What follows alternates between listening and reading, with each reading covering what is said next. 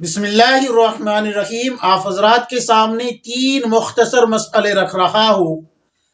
सबसे पहला मसला यह है कि अगर किसी औरत पे गुस्ल फ़र्ज हो जाए और गुस्ल करने के लिए गुस्ल खाना मौजूद ना हो तो क्या ये औरत तयम्मुम करके नमाज पढ़ सकती है या नहीं, शरीयत का क्या हुक्म है। और दूसरा मसला ये कि बैतुल खला में जाते हैं तो जब गलाजत निकलती है तो उस पर मक्खियाँ बैठती है। अब वो मक्खियाँ वहां से उड़ के गलाजत पे से फिर जिस्म पे और कपड़ों पे बैठती है, तो क्या कपड़े और जिस्म नापाक हो जाएगा या पाक रहेगा, शरीयत का क्या हुक्म है। और तीसरा मसला ये कि औरत हो या मर्द हालत जनाबत में था और जिस पानी से गुस्ल करना है, बाल्टी वगैरह में जो पानी है, डायरेक्ट उसमें हाथ डाल दे तो क्या वो पानी पाक रहेगा या नापाक, शरीयत का क्या हुक्म है। आप किताबें उठाए, फतावा हिंदिया जिल्द नंबर 1 सफ़ा नंबर 22 से लेके 47 तक, नजमुल फतावा जिल्द नंबर 2 सफ़ा नंबर 118 119 खोल के देखें, आपको ये तमाम मसाइल मिल जाएंगे। सबसे पहले उस औरत के बारे में बताता हूँ जिस पे गुस्ल फर्ज हुआ और वहां गुस्ल खाना नहीं है। तो याद रखें, अगर गुस्ल खाना मौजूद नहीं है तो आप जो है जिस लिबास को पहने हुए उसको पहने पहने गुस्ल कर ले। अगर ऐसा मुमकिन नहीं है तो फिर आड़ ले, पर्दा पर्दा पर्दे को चारों तरफ से आड़ बना ले, फिर उसमें गुस्ल करे। अगर ये भी मुमकिन नहीं है और वहां पर सिर्फ औरतें हैं तो फिर आप अपना लिबास उतार के गुस्ल कर सकती है। लेकिन अगर औरत और मर्द या खाली मर्द मौजूद है तो फिर आप तयम्मुम करके नमाज अदा कर ले। लेकिन बाद में जब आप पानी के पास पहुंच जाए, गुस्ल खाने के पास पहुंच जाए, तो फिर आप जो है गुस्ल करके, क्योंकि तयम्मुम टूट जाएगा, गुस्ल करके एहतियातन नमाज को लौटा ले। ये हुक्म है शरीयत का।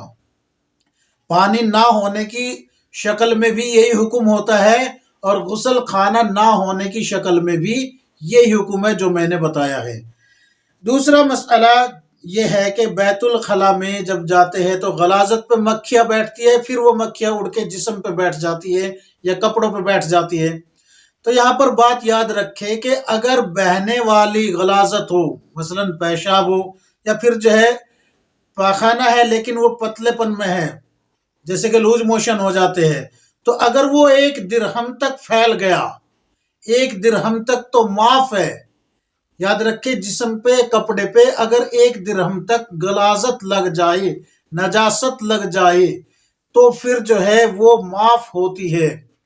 और अगर उससे जायद हो जाए तो फिर वो माफ नहीं होती। लिहाजा मक्खियां जिस गलाजत पे बैठती है वो वाकई गलाजत है, लेकिन अगर उन मक्खियों की गलाजत को जो उनके पैरों पे लग के आई है तो वो 1 दिरहम के बराबर नहीं बनती। और 1 दिरहम का माना क्या है, ये जो हथेली है इसका ये जो गहराई वाला हिस्सा है, गोल, ये जो दरमियाना हिस्सा है, इसको लिया जाए, इतने पे वो गलाजत नहीं फैल सकती। लिहाजा कपड़ों पे गलाजत पे बैठी हुई मक्खी अगर कपड़ों पे या जिस्म पे बैठ जाए तो फिर जो है ये नापाक नहीं होगे। आप जो है इनमें नमाज पढ़ सकते हैं, बिल्कुल कोई कराहत नहीं है, कोई कबाहत नहीं है। अब आते हैं तीसरे मसले की तरफ कि हालत जनाबत में थे जनाब और पानी में हाथ डाल दिया। तो याद रखे, अगर आपके हाथ पे नापाकी लगी हुई थी, आपने पहले हाथ नहीं धोए किसी पानी से, और बाल्टी के अंदर कोई लोटा या डब्बा वगैरह भी नहीं था कि जिससे पानी निकाल के आप जो है पहले अपने हाथ धो ले। अगर ऐसा नहीं किया और डायरेक्ट आपने वो बाल्टी में हाथ डाल दिया ये देखने के लिए कि पानी गर्म है या ठंडा है या किसी भी वजह से, तो अब हुक्म यह है कि अगर हाथ पे नजासत नहीं लगी थी, गलाजत नहीं लगी थी, तो फिर तो ये पानी पाक रहेगा, इससे गुस्ल करना बिल्कुल दुरुस्त है। और अगर इस पे नजासत हाथ पे लगी हुई थी आपके, तो फिर ये पानी नापाक हो गया, फिर आप इससे गुस्ल नहीं कर सकते।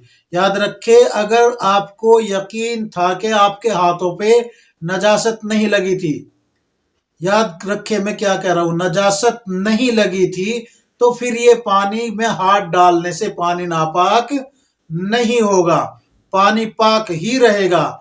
लेकिन अगर आपको पता था कि आपके हाथ पे नजासत है اور پھر آپ نے پانی میں ہاتھ ڈال دیا تو پھر یہ پانی ناپاک ہو گیا، اب آپ اس سے غسل نہیں کر سکتے۔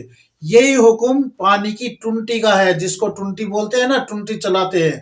اگر آپ کے ہاتھ پہ نجاست لگی تھی تو پھر جو ہے ٹنٹی کو چھونے سے وہ ٹنٹی کا حصہ ناپاک ہو جائے گا، اس کو دھونا پڑے گا۔